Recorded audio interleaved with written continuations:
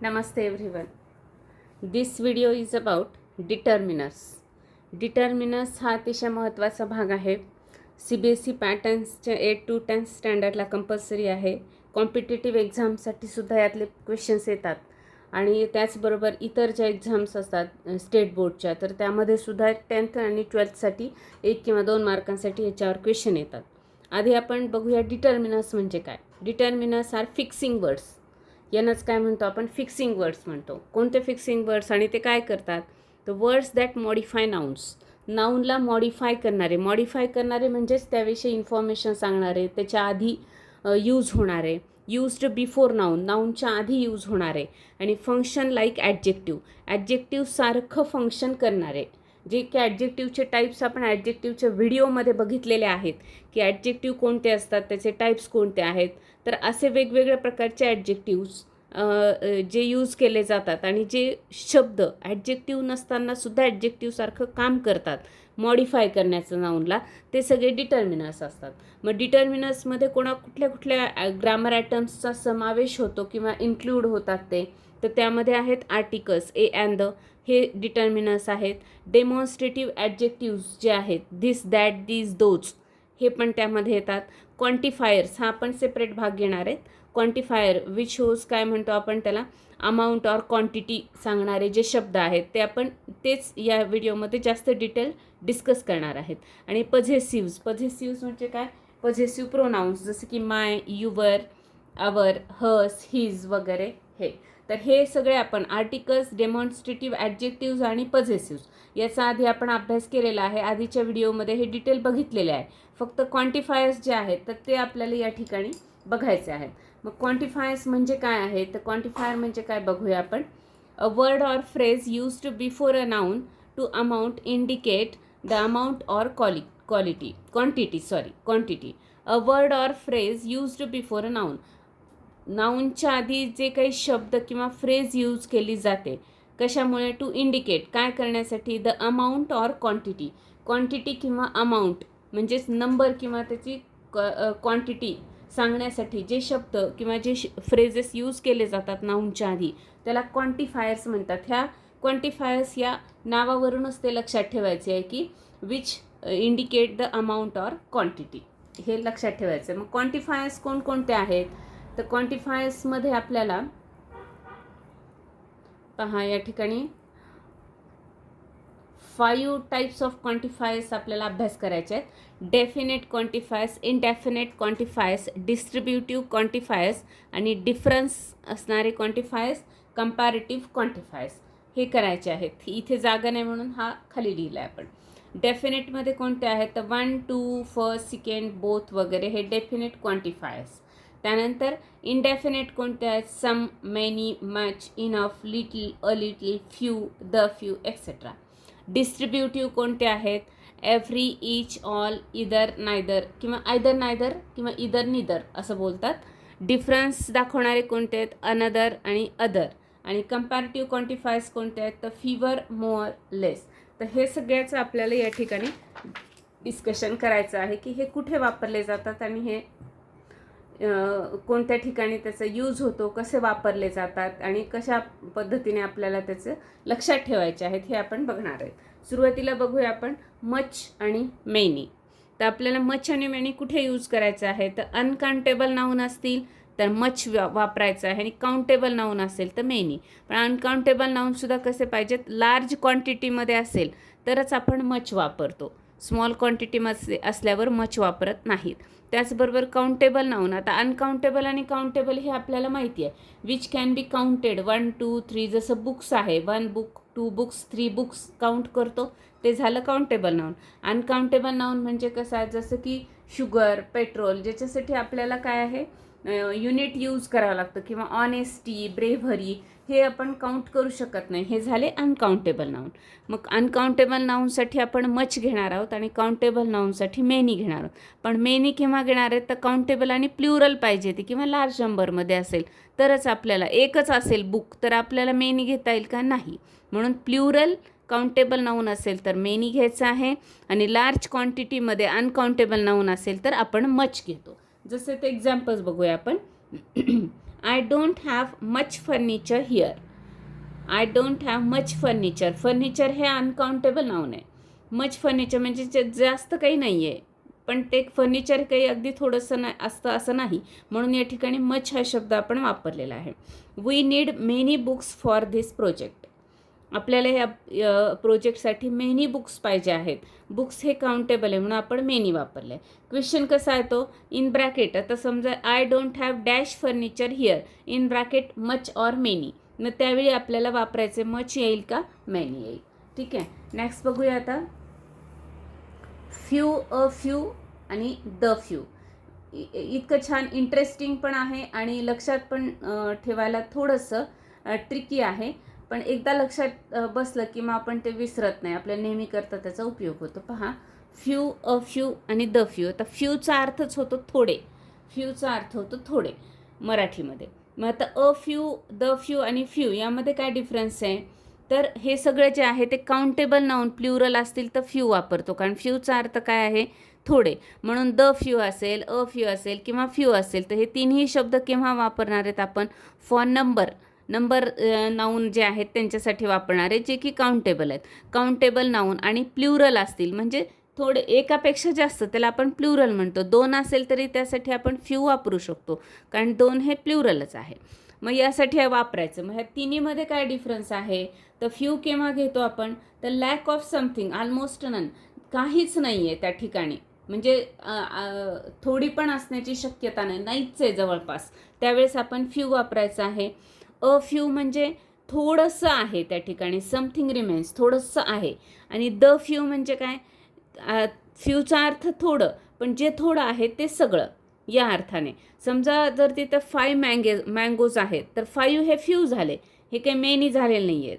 Many mangoes म्हणजे समजा आपण 100-200 असेल तर मेनी म्हणतो, पण 5 मँगोज आहेत तर ते फ्यू आहेत. पण 5 जे आहेत ते ऑल, म्हणजे ऑल दो व्हेरी फ्यू, थोडेच आहेत पण जे आहेत ते सगळे, या अर्थाने द फ्यू आपण वापरायचं आहे. एक्झाम्पल बघूया म्हणजे हे जास्त क्लिअर होईल. There are few flowers left on the tree. There are म्हणजे ऑलमोस्ट नन, दिसतच नाही आहेत. उगी म्हणायचं आहे आपल्याला, थोडे आहेत की काय माहिती नाही. अशा वेळेस म्हणजे नाहीत फ्लावर्स म्हणायच्या ऐवजी फ्यू फ्लावर्स म्हणायचं आहे. There are a few flowers left on the tree. आता अ फ्यू फ्लावर्स म्हणजे काय, अगदी थोडे 2-4 आहेत. आणि the few flowers we have म्हणजे झाडावर आधी थोडेच होते. We have are all red, जे होते ते सगळे काय आहेत, रेड आहेत. अशा अर्थाने आपल्याला फ्यू, अ फ्यू आणि द फ्यू हे वापरता येतं. नेक्स्ट बघूया आपण. लिटल, अ लिटल आणि द लिटल याच्यातला डिफरन्स काय बघूया. आता फ्यू कसं आपण बघितलं की काउंटेबल नाऊनसाठी, तसं लिटिल हे जे आहे हे अनकाउंटेबल नाऊनसाठी. फ्यू हे नंबरसाठी घेतात तर लिटिल हे क्वांटिटीसाठी घेतात. फ्यूचा अर्थ थोडे असा होतो पण काउंटेबलसाठी, आणि लिटिलचा अर्थ पण थोडा असा होतो पण अनकाउंटेबलसाठी. मग आता या तिन्हीमध्ये जो डिफरन्स फ्यू, अ फ्यू आणि द फ्यूमध्ये, तोच डिफरन्स लिटिल, अ लिटिल आणि द लिटिलमध्ये आहे. म्हणजे एक्झामला जर फ्यू आणि लिटल यामध्ये तुम्हाला चॉईस करायची असेल, सिलेक्ट करायचं असेल वर्ड, तर काउंटेबल आहे का अनकाउंटेबल आहे हा विचार करा. आणि जर लिटिल का अ लिटिल असं विचार करायचा असेल तर हा डिफरन्स आपल्याला लक्षात घ्यायचा आहे. किंवा फ्यू किंवा अ फ्यू, द फ्यू यापैकी काय घ्यायचं आहे, तर तो आपण जो डिस्कस केला तो डिफरन्स आपल्याला लक्षात घ्यायचा आहे. तर लिटिल म्हणजे काय आहे, तर lack of something, hardly any, अगदी थोडंसं म्हणजे नाहीच आहे जवळपास, त्यावेळेस a little, sorry little. A little म्हणजे काय, थोडंसं आहे. आणि द लिटिल म्हणजे जे थोडं आहे ते सगळं, थोडंसंच आहे पण ते सर्व, या अर्थाने द लिटिल. जसं we have little sugar right now म्हणजे जवळपास नाहीच आहे आपल्याकडे, तर त्यावेळेस आपण असं म्हणूया, we have little sugar right now. There is a little sugar left in the jar. There is a little sugar left in a jar. A little sugar म्हणजे काय, अगदीच थोडीशी, ॲटलिस्ट सम, थोडीशी तरी आहे definite. The little sugar we have is not sufficient म्हणजे आपल्याकडे जी the little म्हणजे काय, अगदी स्मॉल क्वांटिटीमध्ये जी आहे, अगदी लेस क्वांटिटीमध्ये जी शुगर आहे ती सगळी सफिशियंट नाही, म्हणून द लिटिल. द लिटल म्हणजे फिक्स, जी आहे ती सगळी, थोडीच आहे पण ती सगळी, या अर्थाने याचा वापर केला जातो. आणखी आपण 3 वर्ड्स बघणार आहेत, कंपॅरेटिव्हली त्याचा अभ्यास करणार आहेत, मोअर, लेस आणि फ्युअर. मोअर, लेस आणि फिवर. मोअर आणि फिवर हे जे आहेत हे काय आहेत, कंपॅरेटिव्ह डिग्रीमधले वर्ड आहेत, आणि लेस हे जे आहे हा पॉझिटिव्ह डिग्रीमधला वर्ड आहे. पण मोअर आणि लेस हे काय अनकाउंटेबल नाऊनसाठी यूज केलं जातं, तर फिवर हे जे आहे काउंटेबल नाऊनसाठी आणि प्लुरलसाठी. कारण फ्यूचा अर्थ थोडे असा होतो, म्हणजेच काय एकापेक्षा जास्त. थोडे म्हणजे एकापेक्षा जास्त निश्चित आहेत, किती आहेत माहिती नाही, म्हणून काउंटेबल प्लुरलसाठी. आणि मोअर आणि लेस हे कशासाठी, अनकाउंटेबल नाऊनसाठी. म्हणजे हे या ठिकाणी सुद्धा ते एकापेक्षा जास्तच आहेत, पण ते म्हणजे थोड्या क्वांटिटीमध्ये आहेत, ते जास्त नाही पण थोड्या क्वांटिटीमध्ये आहेत, त्यासाठी मोअर आणि लेस वापरतो आपण.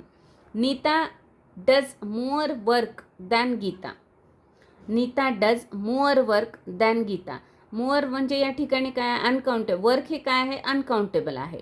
म्हणजे नीता गीतापेक्षा जास्त काम करते अशा या अर्थाने वापरलेलं आहे.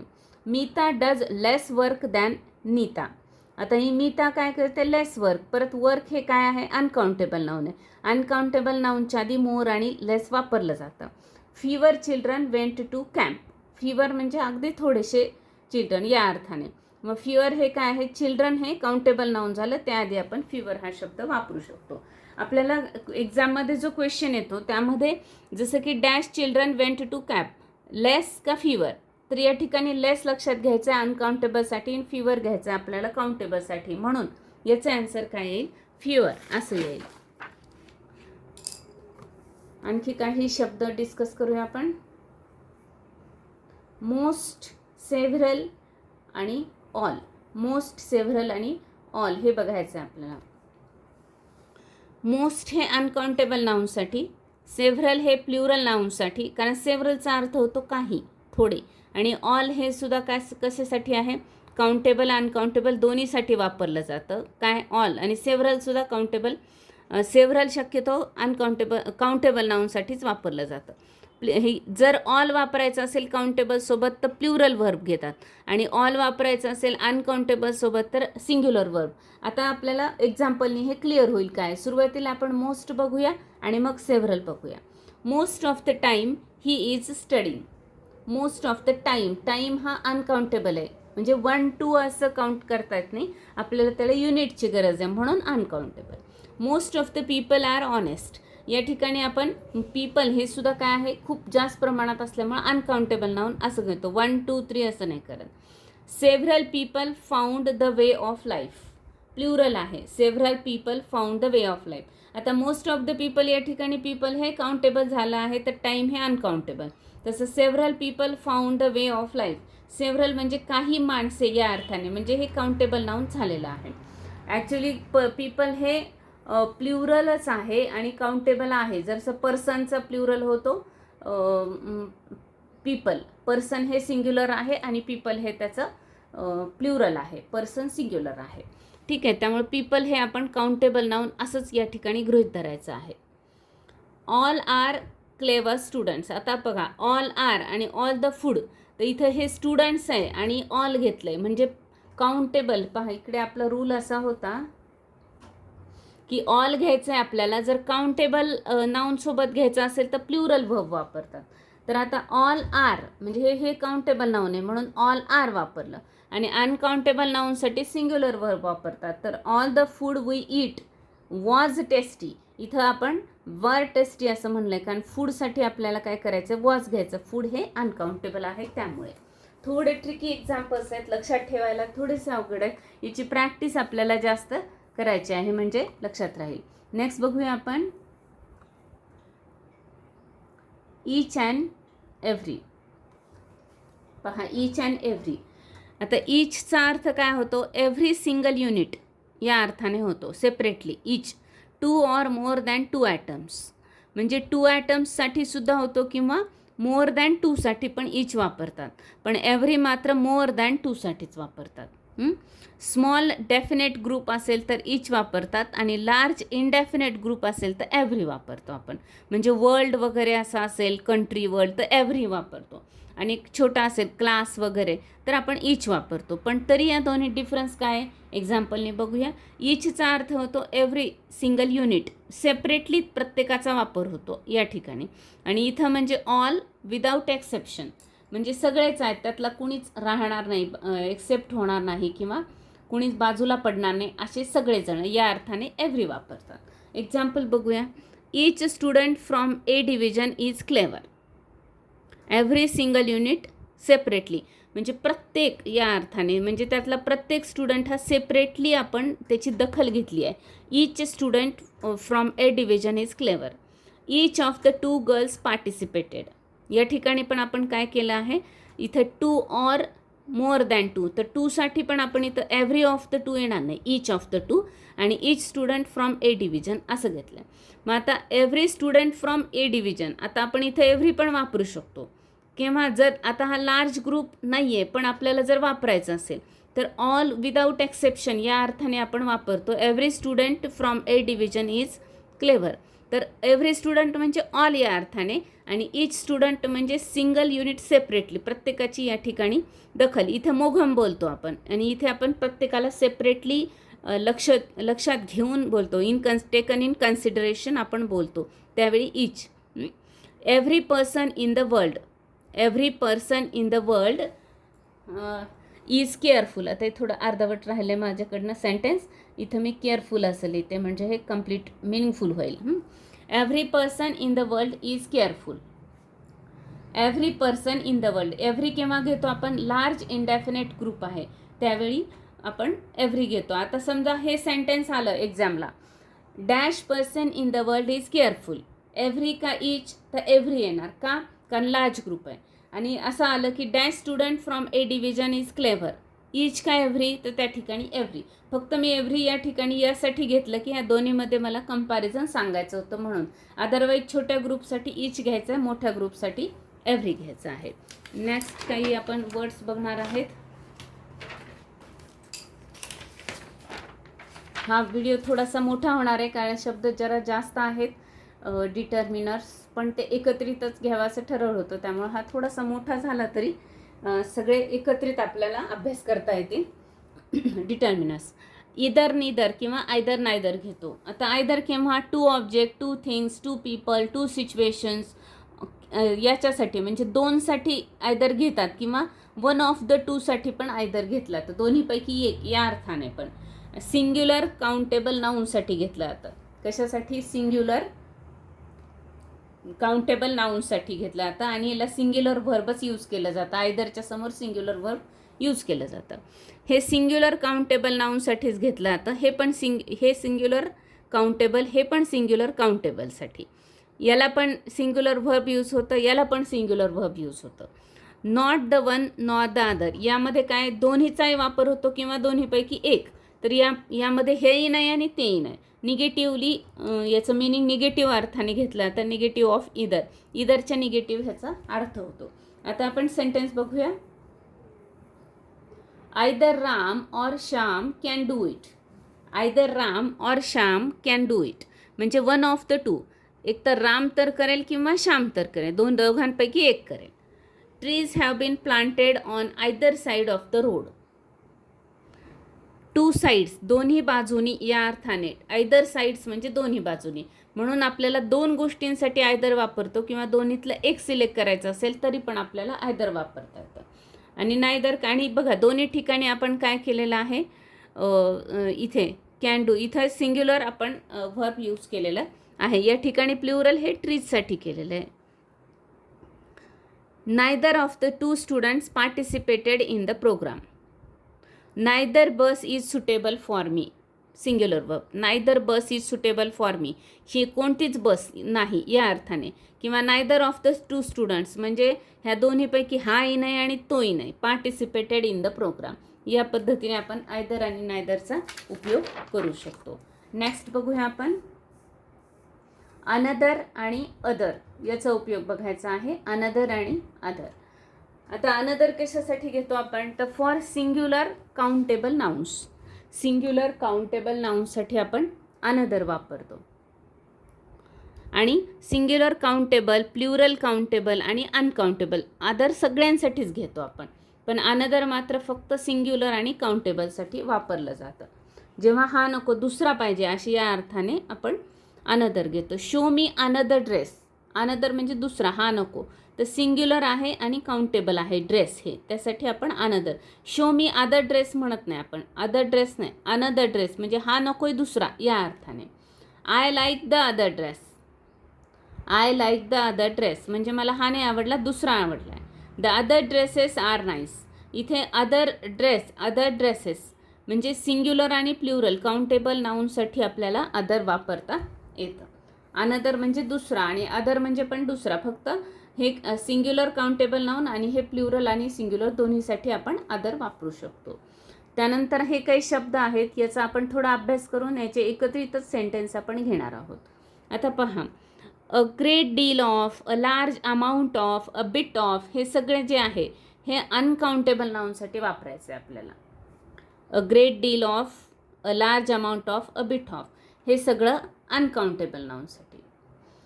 त्यानंतर अ ग्रेट नंबर ऑफ आणि अ नंबर ऑफ हे काउंटेबलसाठी. आणि हे जे शब्द आहेत हे काउंटेबल अनकाउंटेबल दोन्हीसाठी. असे कोणते शब्द आहेत तर a lot of, lots of म्हणजे पुष्कळ, प्लेंटी ऑफ म्हणजे पण पुष्कळ, इनफ पुरेसे, नो म्हणजे काहीच नाही, नन म्हणजे पण काहीच नाही, नॉट एनी म्हणजे यापैकी नाही, एनी नाही, सम थोडे, ऑल सगळे.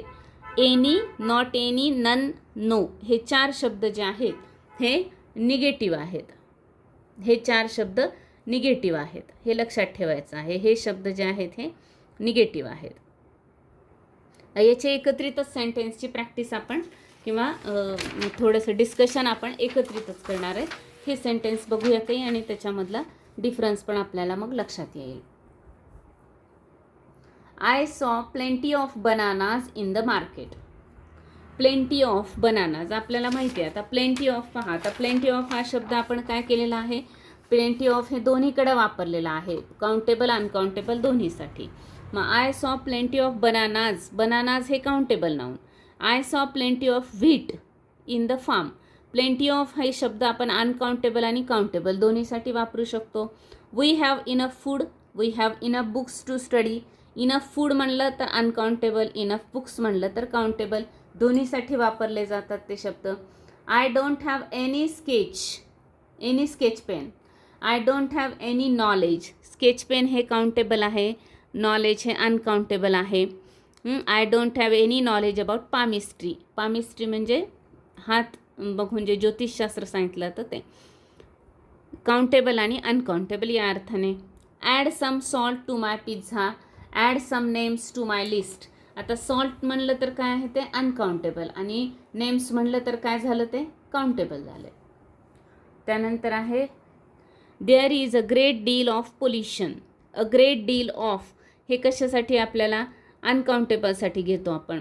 मग पोल्युशन काय आहे अनकाउंटेबल आहे. इथे थोडीशी खाडाखोड झाली आहे. A great number of trees are helpful for rain. A great number of trees किंवा a large number of trees दोन्ही बरोबर आहे.